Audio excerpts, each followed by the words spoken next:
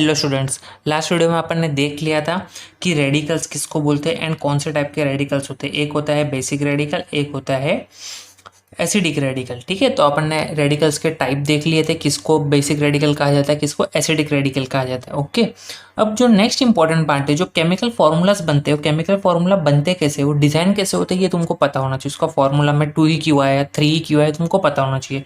For example, एक पहले example देता हूँ। देखो, जैसे ये है सोडियम सल्फेट NaSO4 एंड ये है कैल्शियम सल्फेट CaSO4।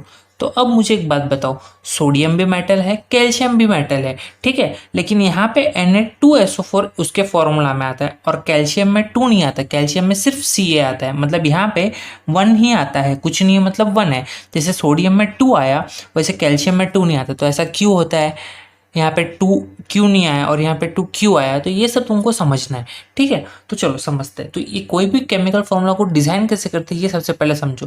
तो सबसे पहले तो अपन उसको ब्रेक करते हैं। सपोज करो अगर मुझे इसका फॉर्मूला डिजाइन करना है, अगर सपोज कर लो तुमको नाम दे दिया जाए सोडियम सल्फेट, एग्जाम में तुमको नाम दे दिया जाएगा कि right the formula of sodium sulphate, सिर्फ नाम दे देंगे सोडियम सल्फेट, और तुमको इसका केमिकल फॉर्मूला लिखना रहेगा। तो कैसे लिखोगे, सबसे पहला स्टेप कि जो फर्स्ट वर्ड दिया रहेगा वो हमेशा रहेगा बेसिक रेडिकल का, वो हमेशा रहेगा बेसिक रेडिकल का, मतलब ही कटायन का, मतलब ही किसका, कटायन का। तो यहाँ पे कटायन कौन है, सोडियम।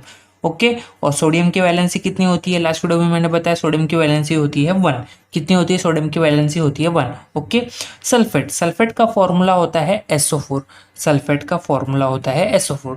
तो पहले तो एसिडिक और बेसिक रेडिकल में इसको सेपरेट कर दो। आई मीन टू से पहला वाला जो रहेगा वो रहेगा बेसिक रेडिकल, मतलब कटायन रहेगा, और दूसरा वाला रहेगा एसिडिक रेडिकल, अनायन। ठीक है, तो 2 पार्ट में सेपरेट कर लिया। अब जो सेकंड स्टेप है उसमें इसकी वैलेंसी लिख दो। सोडियम की वैलेंसी कितनी होती है 1, तो उसके नीचे लिख दो 1, और सल्फेट की वैलेंसी होती है 2, सल्फेट की वैलेंसी होती है 2। ये तुम लोग याद कर लो, ये वैलेंसी 2 कहाँ से आया, तुमको इतना डिटेल में कोई नहीं पूछेगा, बस याद कर लो सल्फेट का होता है 2। ओके, फिर उसके बाद क्या करो, थर्ड स्टेप में दोनों को क्रॉस मल्टीप्लाई कर दो। क्या कर दो, दोनों को क्रॉस मल्टीप्लाई कर दो। तो अब Na के साथ क्या चला जाएगा, Na के साथ आ जाएगा 2 एंड SO4 के साथ क्या आ जाएगा 1। मतलब यहाँ पे 1 नहीं लिखोगे तो भी चलेगा, तो इसको बोलेंगे Na2SO4। और अगर कुछ और आता, सपोज करो यहाँ पे 2 होता, 3 होता, तो तुम लोग क्या करते, ब्रैकेट लगाते और फिर उसका नंबर लिखते। ठीक है, अब देखो, अब मैं CaSO4 की बात करता हूँ। CaSO4 का नाम क्या था, कैल्शियम सल्फेट। CaSO4 को क्या बोलते हैं, कैल्शियम सल्फेट। तो अब देखो कैल्शियम सल्फेट का कैसे लिखेंगे, सबसे पहले इसको ब्रेक कर देंगे। कैल्शियम मतलब ये हो गया बेसिक रेडिकल, मतलब ही कैल्शियम Ca, और सल्फेट मतलब SO4। कैल्शियम की वैलेंसी होती है 2, सल्फेट की भी वैलेंसी होती है 2। सल्फेट की भी वैलेंसी कितनी होती है, सल्फेट की वैलेंसी होती है 2। तो इसको क्या कर देंगे, इसको क्रॉस मल्टीप्लाई कर देंगे। इसको क्रॉस मल्टीप्लाई कर देंगे तो क्या हो जाएगा, ये बन जाएगा Ca2। देखना, ध्यान से देखना। ओके, तो ये क्या बन जाएगा, ये बन जाएगा Ca2 एंड SO4 2, क्योंकि Ca भी 2 बार है और SO4 भी 2 बार है। देखो Ca को 2 टाइम्स तो Ca2, और SO4 को 2 से मल्टीप्लाई करो तो SO4 भी 2 टाइम्स। तो ये हुआ Ca2SO4 2। लेकिन जब दोनों नंबर यहाँ पे सेम आ रहे हो, जब दोनों नंबर यहाँ पे सेम आ रहे हो, या तो कोई ऐसे नंबर आ रहे हो जो 2 से डिविजिबल हो, जो क्या हो, 2 से डिविजिबल हो, तो उसको डिवाइड कर देने का। क्या कर देने का, डिवाइड कर देने का। अब ये 2 सेम है, मतलब 2 से डिविजिबल है, तो 2 से अगर डिवाइड करोगे तो क्या बन जाएगा, CaSO4 बन जाएगा। देखो, इसको 2 से डिवाइड करोगे 2/2 1, इसको भी 2 से डिवाइड करोगे 2/2 1, दिस इज द रूल। तो इसके लिए बन गया ये CaSO4, कैल्शियम सल्फेट। ऐसे तुम लोग बहुत सारे एग्जांपल्स ले सकते हो, खुद से बना सकते हो, लेकिन इसके लिए इंपॉर्टेंट पार्ट है कि पहले तुमको पता होना चाहिए कि किसकी वैलेंसी कितनी है और उसको नाम क्या दिया गया है। ठीक है, तो तुम्हारे टेक्स्ट बुक में एक टेबल दिया हुआ है रेडिकल्स का, तुम्हारे टेक्स्ट बुक में एक टेबल दिया हुआ है रेडिकल्स का। अब यहाँ पे कोई ऑप्शन नहीं है, इसका कोई ट्रिक विक शॉर्टकट नहीं है, ये तुमको याद रखना ही पड़ेगा। मैं खुद बोलता हूँ एक बार में याद नहीं होगा, मैं खुद बोल रहा हूँ एक बार में चीज़ याद नहीं होती। तुम लोग को एटलीस्ट मिनिमम बोल रहा हूँ मैं, मिनिमम 5 डेज तक तो तुमको इसको एक बार, दिन में एक बार, ओनली 1 टाइम, 5 दिन में एक बार भी तुम लोग ने इसको पढ़ा ना, तो सिक्स्थ डे पे तुमको ऑलमोस्ट समझ लो 80% चीज़ें याद हो जाएगी। 100% नहीं बोल रहा हूँ, 80% चीज़ें तो एटलीस्ट याद हो ही जाएगी सिक्स्थ डे पे, अगर तुम लोगों ने 5 डे कंटिन्यू किया तो। और ये करना ही है, इसको कोई ऑप्शन नहीं है। अगर ये अभी नहीं किया ना तो 10th में मैं गारंटी देता हूँ कि तुमको ये सब नहीं समझ में आएगा कि CaSO4 कहाँ से आया, Na2SO4 कहाँ से आया, ऐसा क्यों हो गया, तुम कुछ नहीं समझेगा 10th में फिर, ठीक है। इसलिए अभी 9th में दिया है तो 9th में करो तो 10th में सिंपल जाएगा। चलो तो अब क्या दिया है वो देखते हैं, तुमको इसमें समझना क्या है।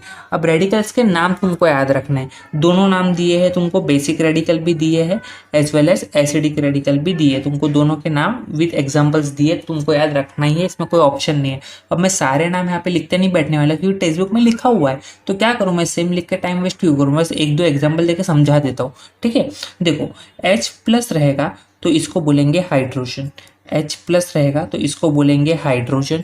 वैसे सिमिलरली अगर Ag प्लस रहेगा तो इसको बोलेंगे सिल्वर, Ag प्लस रहेगा तो इसको बोलेंगे सिल्वर, K प्लस रहेगा तो इसको बोलेंगे पोटेशियम, वैसे Na प्लस रहेगा तो उसको बोलेंगे सोडियम। ओके, ये तो मैं पोटेशियम के लिए बताया, और Na प्लस रहेगा तो सोडियम, Na प्लस रहेगा तो सोडियम।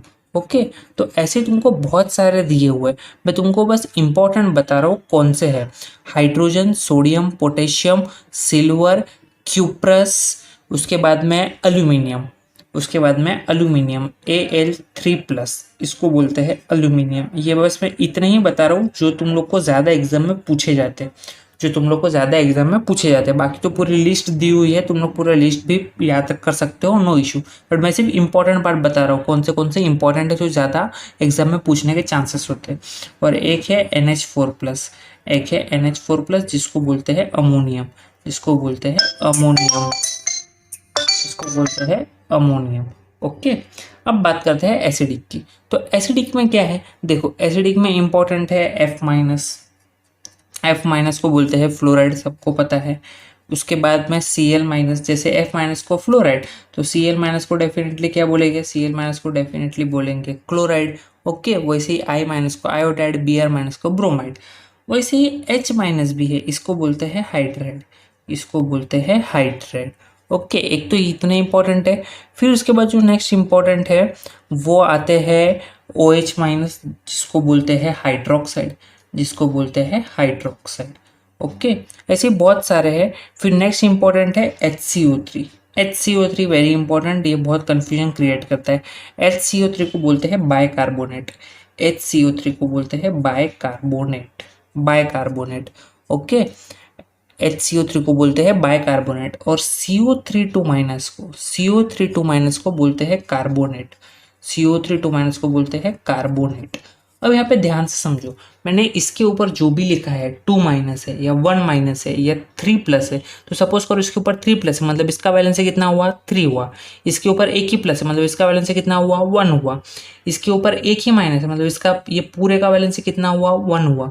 CO3 के ऊपर 2- है तो इसका वैलेंस कितना हुआ 2 हुआ। मतलब ऊपर जो भी नंबर लिखा है वो क्या शो कर रहा है, वो उसका वैलेंसी शो कर रहा है, वो क्या शो कर रहा है, उसका वैलेंसी शो कर रहा है, ठीक है। फिर नेक्स्ट इंपॉर्टेंट है PO4 3-, इसको बोलते हैं फॉस्फेट, इसको बोलते हैं फॉस्फेट, PO4 3-, इसको बोलते हैं फॉस्फेट, ठीक है। अब चलो, अब इतने के ऊपर से अपन कुछ एग्जांपल्स लेते हैं तो तुम लोग को और अंदाजा आ जाएगा।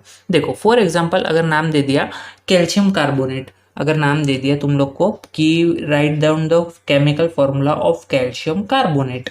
ओके, कैल्शियम कार्बोनेट, तो अब सबसे पहले कैल्शियम को ढूंढो, कैल्शियम कहाँ है।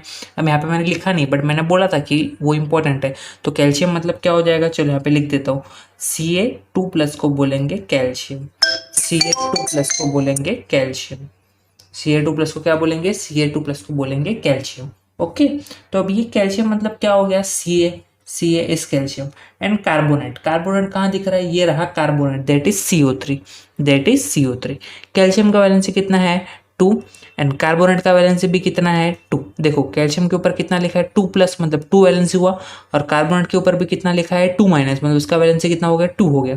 अब इसको क्रॉस मल्टीप्लाई कर दो, क्रॉस मल्टीप्लाई करोगे तो क्या बन जाएगा, ये बन जाएगा Ca2CO3 2। लेकिन मैंने क्या बोला, अगर कोई भी यहाँ पे जो नंबर आते हैं, अगर सेम नंबर आते हैं या तो कोई ऐसे नंबर आते हैं जो डिविजिबल बाय 2 हो, तो उसको डिवाइड कर देंगे। अब 2 मतलब सेम है, डिविजिबल बाय 2 है, डिवाइड कर दो तो क्या बन जाएगा CaCO3, मतलब 2 डिवाइड बाय 2 तो कुछ भी नहीं है मतलब 1, एंड 2 डिवाइड बाय 2 कुछ भी नहीं है मतलब 1। क्यों 2 से डिवाइड किया? क्योंकि दोनों नंबर सेम है, या दो अलग भी नंबर होते बट दोनों अलग अलग 2 से डिविजिबल होते, या कोई भी सिमिलर नंबर से डिविजिबल होते तो अपन उसको डिवाइड कर देते, जैसे यहाँ पे कर दिया है। तो इसका फॉर्मूला क्या बन जाएगा? CaCO3। ओके, वैसे ही नेक्स्ट है कैल्शियम हाइड्रोक्साइड। वैसे तुम लोग एग्जाम्पल ले सकते हो कैल्शियम हाइड्रोक्साइड का। Okay, calcium hydroxide. अब बात बताओ, कैल्शियम अभी तुम लोग ने देखा, कैल्शियम मतलब Ca एंड हाइड्रोक्साइड मतलब OH। कैल्शियम का वैलेंसी होता है 2। अभी यहाँ पर ने देखा Ca के ऊपर 2+ लिखा है, मतलब कैल्शियम का वैलेंसी 2। और हाइड्रोक्साइड इधर है OH के ऊपर कितना माइनस है? एक ही माइनस है, मतलब इसका वैलेंसी हो गया 1। क्रॉस मल्टीप्लाई कर दो, क्रॉस मल्टीप्लाई करो तो क्या बन जाएगा? Ca1 और OH कितनी बार आ रहा है? 2 बार आ रहा है।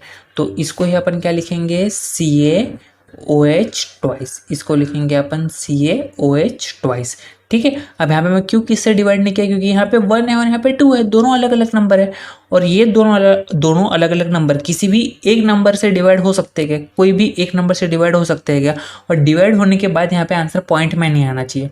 डिवाइड होने के बाद यहाँ पे आंसर पॉइंट में नहीं आना चाहिए, नंबर में मतलब होल नंबर में आना चाहिए। 1 2 3 कोई भी नंबर हो चलेगा, बट पॉइंट में नहीं आना चाहिए, फ्रैक्शन में नहीं आना चाहिए आंसर। ठीक है, तो ऐसे तो कोई नंबर नहीं है, इसलिए अपन इसको डिवाइड नहीं करेंगे, इसको ऐसे ही रखेंगे CaOH ट्वाइस। ठीक है, ऐसे बहुत से एग्जाम्पल तुम लोग ले सकते हो। ठीक है, और एक और एग्जाम्पल ले लेते हैं अमोनियम फॉस्फेट का। किसका? Ammonium phosphate. देखो, अब अमोनियम फॉस्फेट की जब अपन बात करेंगे तो अमोनियम, अब अमोनियम किधर है? ये रहा अमोनियम, मैंने पहले बताया। अमोनियम फॉस्फेट, फॉस्फेट भी मैंने इस साइड बताया, देखो फॉस्फेट, ये रहा फॉस्फेट। ठीक है, अब अमोनियम मतलब NH4, तो ये तुमको याद होना चाहिए, अमोनियम का मतलब होता है NH4। इसलिए बोल रहा हूँ कि दिन में एक बार तो डेली इसको पढ़ो, 5 से 10 मिनट पढ़ोगे तो ये चीज़ याद होगी। ये चीज़ अपने पे याद नहीं होने वाली जब तक तुम लोग उसको याद नहीं करोगे। ठीक है, और ये इंपॉर्टेंट है, याद करना ही है। ओके, और फॉस्फेट मतलब ये रहा PO4, ये रहा PO4। अब मुझे बात बताओ, अमोनियम का वैलेंसी कितना है? NH4 के ऊपर कितना प्लस लिखा है? चेक करो, NH4 के ऊपर लिखा है 1+। ठीक है, NH4 के ऊपर क्या लिखा है? NH4 के ऊपर लिखा है 1+, तो इसका वैलेंसी हो गया 1। और PO4 के ऊपर क्या लिखा है? 3-, मतलब PO4 का वैलेंसी कितना हो गया? PO4 का वैलेंसी हो गया 3। अब क्या करो, इसको क्रॉस मल्टीप्लाई करो। इसको क्रॉस मल्टीप्लाई करोगे तो क्या मिल जाएगा तुमको? NH3 NH4 कितनी बार आएगा? 3 टाइम्स, एंड यहाँ पे आ जाएगा PO4। अब PO4 कितना टाइम है? 1 टाइम है, तो ब्रैकेट करके 1 लिखने की ज़रूरत नहीं है। लिखोगे तो भी एक ही बात है, नहीं लिखोगे तो भी एक ही बात है। ठीक है, क्लियर हो ये चीज़? NH4 3 PO4 समझ में आया ये चीज़? अब यहाँ पे भी ये 3 है और यहाँ पे 1 है, तो अब दोनों अलग अलग नंबर है। अब दोनों को मैं एक साथ किसी सेम नंबर से तो डिवाइड नहीं कर सकता, तो इसके लिए ये 3 ऐसे का ऐसा ही रहेगा। ठीक है, आ गया समझ में? कुछ और एग्जाम्पल्स अपन नेक्स्ट वीडियो लेक्चर में डिस्कस करेंगे, और वो तुम्हारा लेगा प्रोबेबली लास्ट लेक्चर। फिर उसके बाद अपन स्टार्ट करेंगे एक्सरसाइज। अभी चैप्टर का क्या बचा है, इसके कुछ एग्जाम्पल्स और ले लूँगा मैं, एंड उसके बाद तुम्हारे लॉ ऑफ केमिकल कॉम्बिनेशन है वो अपन ले लेंगे, उसके बाद एक्सरसाइज। ठीक है, तो प्रोबेबली जो नेक्स्ट लेक्चर रहेगा वो लास्ट लेक्चर रहेगा ये चैप्टर का, फिर उसके बाद उसके एक्सरसाइज। ओके, तो कुछ भी डाउट है तो कमेंट करो, definitely I will reply it. Okay, thank you.